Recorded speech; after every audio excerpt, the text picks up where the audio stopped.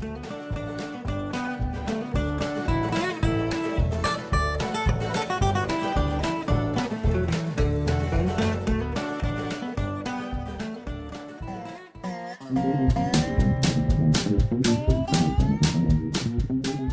guys, today is August 27th, I think, 26th, 27th, something like that.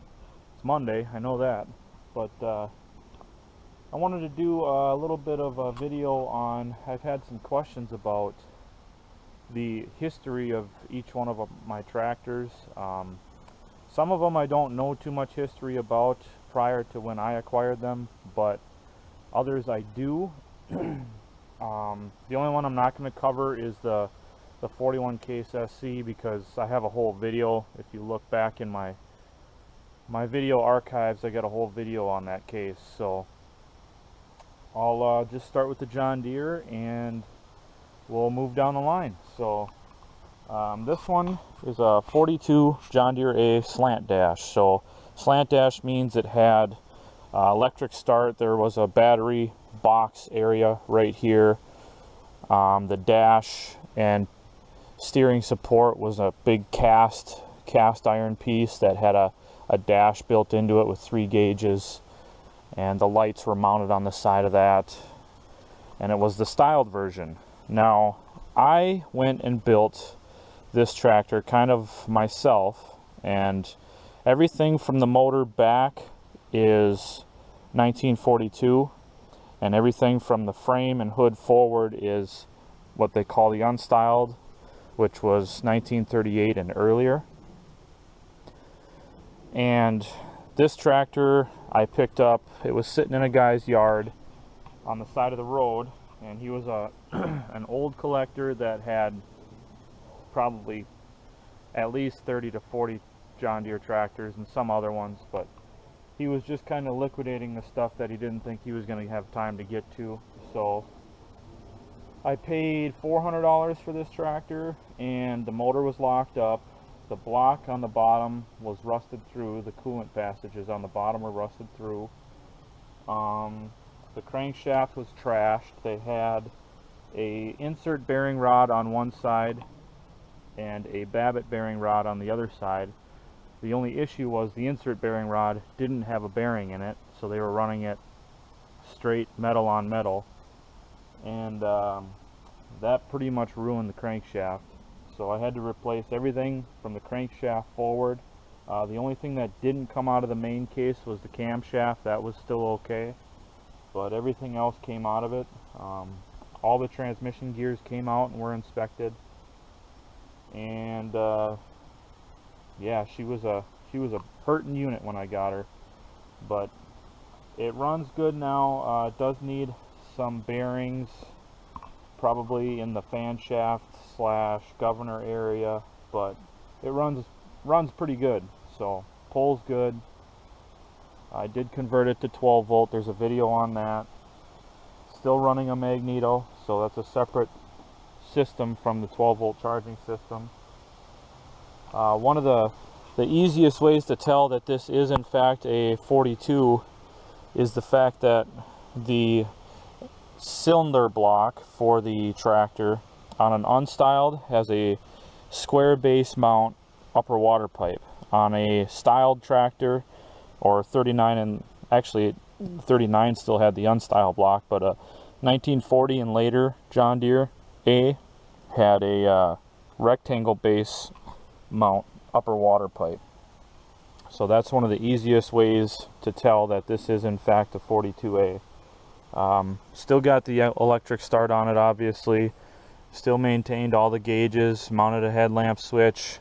I used a light bar off of a John Deere G, and I threw a clutch lever on here from I think it's a 60 or a 70, because it's got it's a taller arm, and I like to have that taller arm. But that's pretty much where she sits.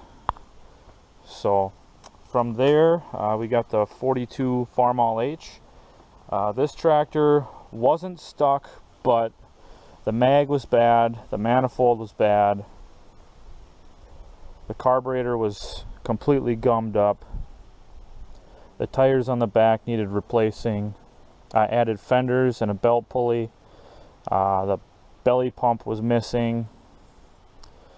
It originally came out on on steel wheels, and somebody had converted the front to cut-off steel and had installed the cast centers on the rear with rubber. But the rubber was pretty much junk. If you watch some of my earlier videos, there was there was softball sized chunks of tube coming through the tire, bulging through. So I got some different tires for it. But Rudy did the mag for me, of course, over at Rebuilt Mags. He did the mag for my John Deere as well. Let me see. This tractor was used as a hayride tractor for, it was Nightmare at Trout Air in Wyoming, Minnesota, and then it was Nightmare at Pine Haven Farm, and from there it went to Nightmare at Running Aces, and then she decided to stop the hayride business and go to a haunted camp. So this tractor, I don't think, did any hayrides after Pine Haven Farm, so it's pretty much been sitting in the woods for probably at least 10 years, and it was unused, but the motor was loose. So she was a friend of mine's aunt, one of my best friend's aunts, and she knew I was into tractors. I used to work for her at the hayride back when we were, 14, 15 years old. We'd work out there. And she knew that I was into old tractors, so she contacted me and asked if I'd be interested in buying a couple tractors that she had left from when she was doing the hayrides. So she had this one, and then she had the Alice WD that Pete ended up buying, which is now going to be sold to another friend of mine. And we ended up, taking these home and fixing them up, and they run pretty well. So that's the story on this one. There's really not much else to tell other than it was a hayride tractor for a long time, and it's a 42 and came out on steel wheels, and that's really all I got. So next we move to the Minneapolis. This is a 44 ZTU, and this tractor was bought down in I was just south of Rochester, about half an hour. But we got this tractor with the Massey Harris that you guys saw that Pete has. It's kind of a club tractor, the Ramsey Relics Antique Tractor Club. It's a Massey Harris 33. But anyways, back to this one. The guy that I got it from got it in a package of 5 tractors through an auction, and he had to buy all 5 to get one particular one he wanted, and this was not one of them. So he literally winched this one on the trailer and pushed it into his lean-to when he got home, and it sat there for a number of years untouched. But he was kind of liquidating his Minneapolis stock because he's getting more into the vintage crawlers now. But this tractor, that's pretty much the story. But rumor has it, before it was parked, it was rebuilt, and then the old man that owned it passed away and left all the tractors to his grandson, and then they went to auction, and that's kind of how I ended up with it. But this tractor didn't need much. I bought a mag from Rudy over at Rebuilt Mags, of course. I rebuilt the carburetor, put a fuel tank on it, cleaned out the air cleaner because it was plugged solid, and just did some regular maintenance, scrubbed out the crankcase and stuff like that, and new oil filter, and it runs really strong actually. So I probably won't go through the motor on this, more than likely, because it runs very strong. The carburetor is okay. I think it's still got some plugged passages for the idle circuit, but it runs pretty good, so we'll leave that alone for now. The rear wheels need to be replaced. I have these ones have calcium in them, and they're starting to rot away around the valve stem pretty good. but the tread on the tires is still okay, so I'll run them for as long as I can, and then when they finally go, then we'll look at, you know, replacing them. But that's the story on the Minneapolis. Oh, I had to adjust the clutch too on that, but pretty simple story so far. Next is the F20.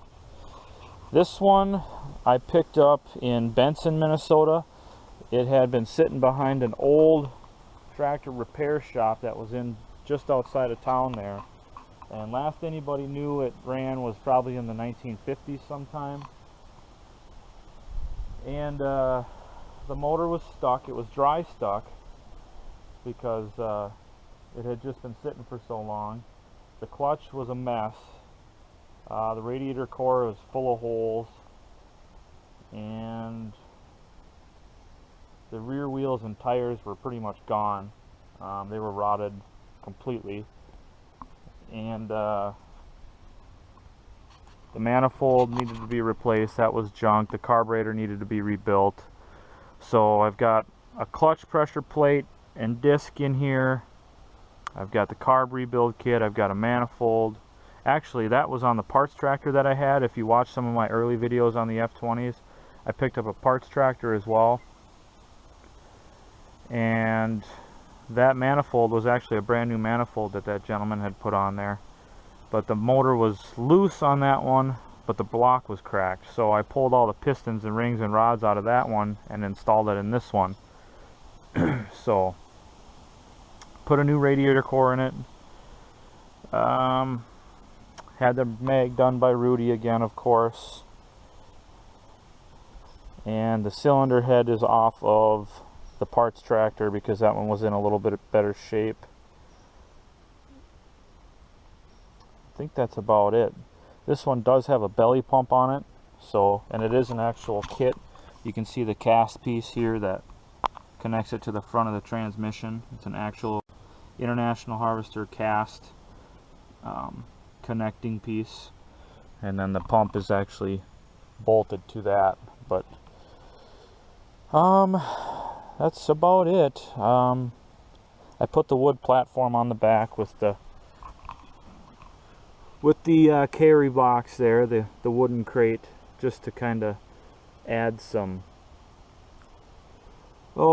storage to it, I guess. It does have a PTO extension kit on it, and it does have the Easy Ride seat on it as well. I had to put a shock on it, but let's see, I think that's about it. Wheels and tires, but that's essentially how I found it, minus the running condition. You know, I haven't pressure washed it or anything, so it's in pretty good shape. It runs pretty good. It isn't perfect, but it's pretty good for sitting for 65 years, you know. So the Super M, you guys know the story on that, but essentially I got it to replace the M, which I decided I was too invested in. I had a lot of time and a lot of money and a lot of blood, sweat, and tears into that M. So I originally got this to replace that because I wanted the live hydraulics for the loader, but you know, it really doesn't make that big of a difference to me. I'm not doing constant work with the tractor, so it's not a deal breaker for me to have the regular belly pump. And who knows, maybe someday I'll put live hydraulics on the M, but for now it works just fine. So this one's been sold. It's just waiting to be picked up, which will be sometime in September here.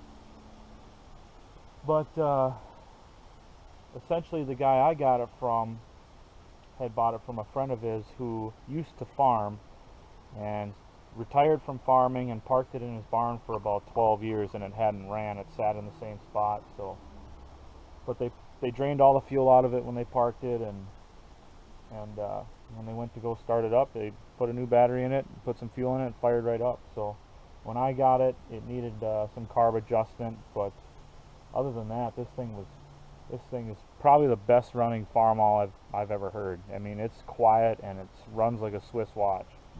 The brakes need to be taken apart and cleaned because from sitting. I think the mechanisms inside there are kind of rusty and they stick a little bit, so they do need to be taken apart and cleaned. But other than that, I mean, a transmission input shaft seal is about all this thing needs, and it's good to go. So,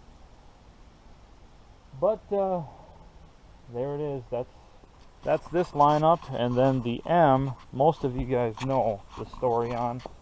There's a lot of videos on that M, but I got it parked up here in the yard waiting for Tony to come over. He's going to get his F12 and put it in his garage. So when he does get it here, we'll get that F12 on the trailer and get it to his house so he can start working on it. But the M was a salvage yard save. I got that from Beaver's Tractor Salvage in Barnesville, and this thing was, tranny wise it's good, but motor wise it was locked up real tight. So I had to pound all the pistons out with a sledgehammer, and yeah, it was a full rebuild top to bottom. Everything was done on this motor. So it's a 47. I'm not exactly sure what the history is on it because it came from a salvage yard, but I wanted a project that was similar to the one my grandpa had, and this one definitely did it. My grandpa got one from a friend of his that was locked up, and he had to free it up, and I put the same loader on it that my grandpa had. Maybe I'll insert a picture in the video of that tractor here so you guys can see it.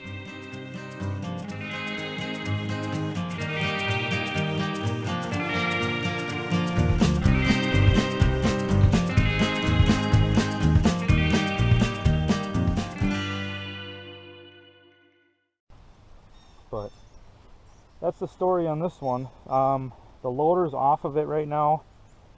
I took it off for the show, and I'm going to leave it off because I want to take the belly pump out and put new seals in the belly pump. So that'll be another video here coming up before winter. I just haven't got the time right now to pull the belly pump out of it. So, but you guys can follow the projects on that through my Farmall M series. I mean, there's like 27 episodes for that. So today, after Tony comes to get his F12, I'm going to work on clearing some brush in the back here. I kind of have a little plan. I'd like to make a trail that goes back quite a ways, you know, maybe 75 to 100 feet, and then at the end of that trail someday I'd like to build a little, kind of like a little primitive cabin, you know, something small, 12 by 12 or something. But my goal is to do this out of all free lumber, pallet wood and stuff. I'll make a boardwalk out of pallet wood, and then start tearing more pallets apart to build the cabin with. So we'll see what happens, but the next part of the video will probably be us putting the F12 on the trailer, and then brush clearing. So let's get to work. All right, guys. Well, we made a little progress here. As you can see, it's warm out, humid, but take you walking back here. My plan is I'm going to build a pallet wood, what's the word I'm looking for? Boardwalk. Pallet wood boardwalk. And I'll go back, I don't know how far. This is probably about,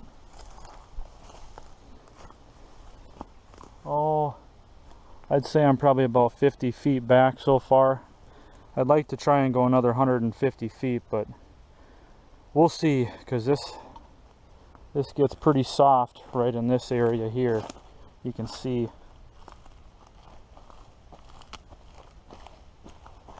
kind of soupy, but I'm gonna have to take a jog a left here and then keep going back, because I can see I'm trying not to destroy too many of the big trees. Just trying to cut down some of the smaller ones that are in my way. So if I can go back at an angle, I'll probably take these two trees out of here and then go back in there. But man, it's awfully thick back there. I don't know if you guys can see that, but just got to keep going.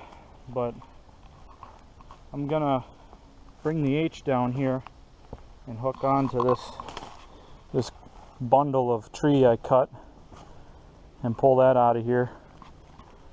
So let's fire up the H. I'm kind of curious to see what the sinking is like with a tractor back here, because right in this area it's still nice and solid where I've been parking them. But the further back I go, like right back in there, there's a little slough, a little I guess you could call it a mud puddle, but I'm trying to stay as dry as I can. But let's fire up the H and get it down there.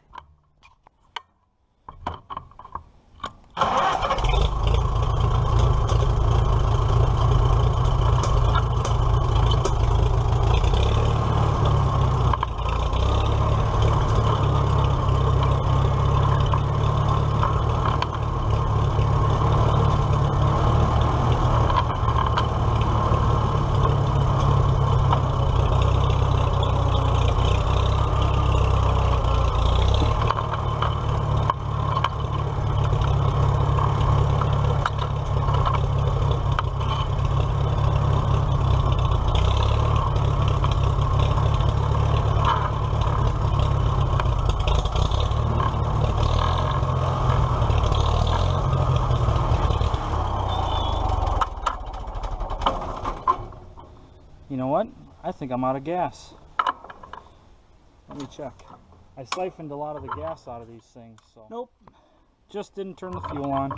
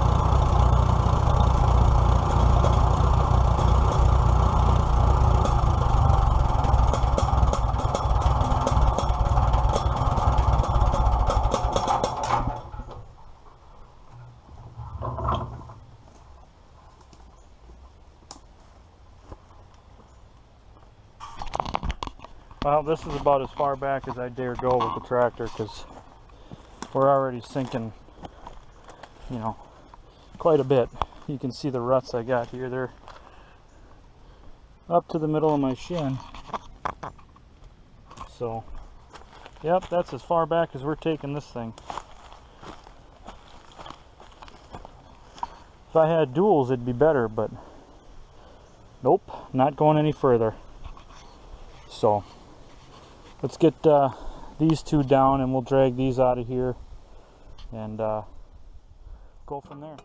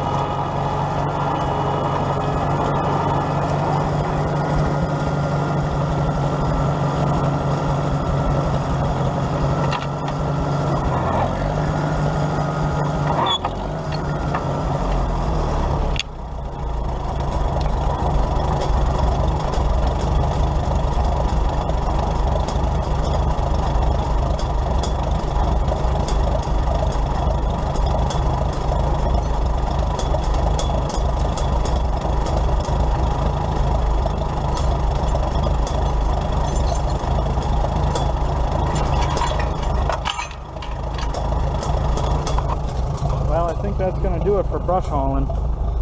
I can't get much further back without probably burying this thing. And I don't want to get two tractors stuck, you know what I mean? Usually when you're by yourself, that's how it works. But that's going to do it for this video. Thanks for watching, and thanks for skidding brush with me, and until next time.